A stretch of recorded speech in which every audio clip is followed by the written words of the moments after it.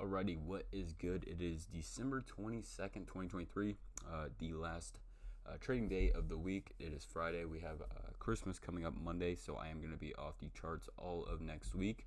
I'm likely going to be waiting until the second week of January, January 8th, to even begin looking at charts. I'll more than likely maybe tape read during that first week, but nothing, or I'm not really expecting too much. Just seasonally, that specific week tends to be a little bit choppy, and I'm not really trying to get chopped up that early in the beginning of the year. But getting into this, it was a absolutely great day for the 15-second and the 30-second. Both were very, very, very green.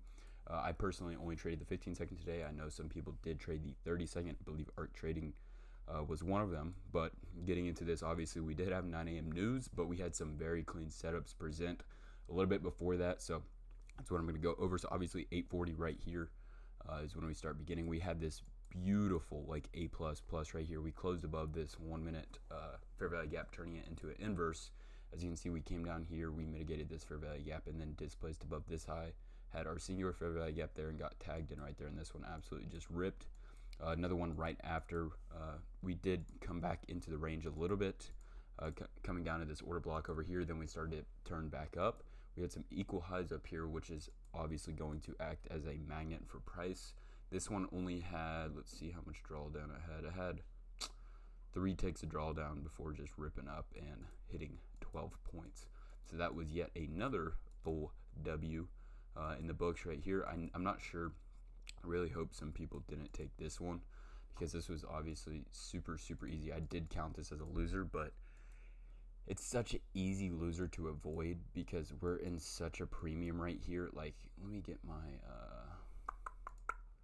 fib tool real quick. Like, we are in like about as high in premium as you can get. This made sense to me because of these equal highs, but this one, no, I didn't even take it. It was obvious. Like, obviously this could have worked out, but really the only point that we could have taken was this high right here, and it was only 6 points, so more than likely it would have been a TP break even. But like I said, I did not entertain that trade. It was a very, very mid setup to me. And then coming down here, obviously we started to come back down. I believe this was a DTFX zone. Let me draw it real quick. Bump up to the 1 minute real quick. Right here. Once it cleared that high, go back down to the 15-second. So this was, I really, really, really like this. Obviously, right down here, we came down into this zone and started to flip right here. Obviously, this one didn't fit the inch requirement. We wanted to have got tagged in within 2 candles. Obviously, 1, 2. And then we flipped, put in this little high right here, and then displaced above it and got tagged in there. And this one ripped all the way up to 12 points. I'm going to check and see if it went 18, but this one only had 1 point of drawdown, which is absolutely nuts. But if you're holding for 18 points, yep, that would have hit it right there. So that was very, very textbook right there. So, and then the next one we had a lot of opportunities this morning. Obviously, we came back down, took out that high, came back down into the range, came back down to this zone, and then we put in a little high right here, displaced above that, had our fair value gap, set our limit at the top yellow line, and obviously we just ripped up to hit 12 points. So if you're holding for 18, the rest, or the last one, would have been stopped at break even, but overall it was still a great trade. We did have another possible opportunity here, but this one literally missed our entry by 1 tick. I do believe that also would have been a winner.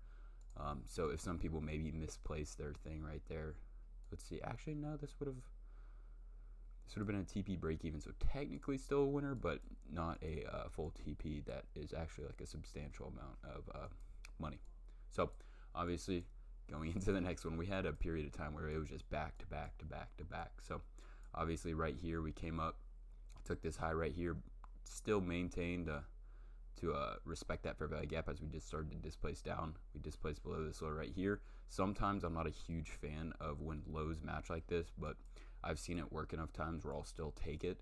But obviously this one would have been a TP break even. We would have set our limit right there at the bottom yellow line, and would have went 8 points before reversing up to break even, and then stopping us out. So this one is a little bit questionable because we do have equal highs present here, but on the higher time frame we are trading through bullish inefficiencies, so we could deem this as being safe for later. I personally would not take this, but that just comes with your risk tolerance and what you're willing to take. We did have a tiny little baby fair value gap. Like I said, this was by no means an A plus setup to me. I would not take this any single time it presents me, but for data reasons, it's still there. So getting into the next one, this one right here was another kind of semi more advanced one, kind of like this, because we did have a open fair value gap. Where was it? No, this one fully counts. This one fully counts. But this one is a little bit more advanced, like I was saying, because we do have a bunch of open fair value gaps down here. But with this CISD right here, we're expecting us to not necessarily trade back into these, and these could be deemed as breakaways. But like I was saying, it's a little bit more advanced, and that's just going to come with screen time and recognizing what's being presented to you. So that, and I do believe we did have one more. So this one was right when that big drop off happened on NQ, and we dropped down to that 15-minute fair value gap over there. But this one, essentially, we were just continuing to just make lower lows right here, but we almost had an opportunity right here. This one really wouldn't have been great for me, but it still wouldn't even tag this end because it IO fed that 15-second fair value gap there. So from there, what we did was we just displaced down. We had a little low right here that we broke, and then our 15-second fair value gap right there, we would have got tagged in at the bottom of the line. It did chop around for a little bit, only took 3.75 points of heat, so nothing too crazy or anything, and then it absolutely just melted, hitting all targets. Full 18 too if you're holding for 18. This one actually ran like mucho points, 47.5 points. So overall, it was an absolutely amazing day on the 15-second. Couldn't have asked for a better Friday, especially going into Christmas. But like I said, I will be out of town for a couple days, so don't expect any videos from me. I will still be active on Twitter, but that seems to be all for this morning session. So if you have any questions, as usual, just shoot me a tweet on Twitter or comment down in the comment section. I'll try and answer as many as possible. Peace.